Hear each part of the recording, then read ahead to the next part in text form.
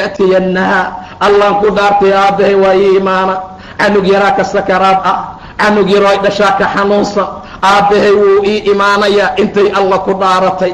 دارتي مركو مقلي وسو استاغي صلى الله عليه وسلم markii la yiri inantii way dhaaratay inaad u tagto waa soo dhaqaaqay dhowr saxaaba la socota Cabdiraxmaan ibn Auf baa la socda Muaad ibn Jabal baa la socda Ubay ibn Ka'ab baa la socda koox saxaaba nabiga la socotay sallallahu alayhi wasallam qolkii anagu ku sakaraadayo soo galay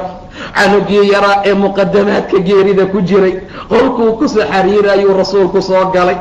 inta ka bacdi kii yaraa ee sakaraadka loo soo dhiibay rasuulku mar allaala marka loo soo dhiibo jilbiisii ku fadhiisiyey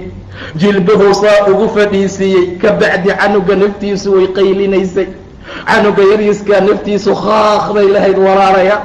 maray kor u baxaysa marna hoosay soo aadaysay waa sabi waxaasaa na sugaaya walaalaya khaaq ayuu lahaa canugii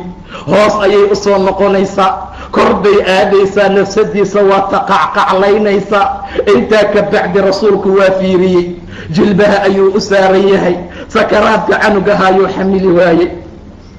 waa u adkaysan waayey sala allahu calayhi wasalam canugaa sakaraadka markuu saa u fiiriyey dhibkii waxyaabaha haysta uu arkay fafaadad caynaa nebiga waa ooyey sala allahu calayhi wasalam indhihiisaa biyo ka soo daatay sala allahu calayhi wasalam waxa nebiga ka ooyaana sugaaya walaalayaal waxa nebiga indhihiisa biyo ka soo qubaana sugaaya hala diyaar garoobo aakhira ha loo diyaar garaysto xumaanta ha layska daayo ama ha layska yareeyo walaalayaal in badan dad aakhira aan noqono daartaan waa u jeednaa waa aragnay waa u jeednaa waxay tahay waa naxdintaan waa dayntaan waa balaayadaan waa iscaydaan waa dhibaatadan wax kaloo ka dambeeyaa malaha qof walbow aakhira u kasba daar fiican inaad hesho war qof walbow aad u dadaan nebiga waa ooyey sala allahu calayhi wasalam nebiga mar allaala markuu arkay mashaakilka xanuunka kurbada dhibaatada canuga haysata fafaadad caynaa cabdiraxmaan ibni cawfaa yidhi wa anta yaa rasuula allah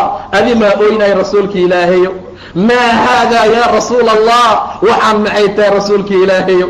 ma ooynaysaa rasuulka ilaahayo yabna cawf ina haadihi raxma ilintaan iga socoto waa naxariis buu dhahay sala allahu calayh wasalam war waxaan aad u jeeday iga socdo waa naxariis canugaan ma u jeedid miyaa dhibaatada haysata xaaladda uu ku sugan yahay waa sabi aan weligii dembaabin waa sabi aan weligii dembi gelin ka warrama walaalaasee xaalkeenu noqona dad baa alla caaya subxaana wa tacaala dadaa salaada soo istaag ee masjidka soo gal aan laga karin dadaa war xaaraantaan iska daa laga karin dhallinyarada qaar baan laga karin dumarkaan iska daayay rabbigiinka baqa war guursadoo guur xalaala gala haddii kale zinadan iyo xumaantaan iska daaya hadal xun kuugu jawaabaya ma u jeedid miyaa sabigaan sida uu yahay yabna cawf ina haadihi raxma tan raxmad waaye ilaahay wuxuu yeelaa qof allaala qofkuu doono qalbigiisa ilaahay wuxuu u naxariistaa addoommadiisa arruxamaa dadka naxariistaa loo naxariistaa ka naxariistaa loo naxariistaa sakaraadka korkiisaan wax ku xamanayna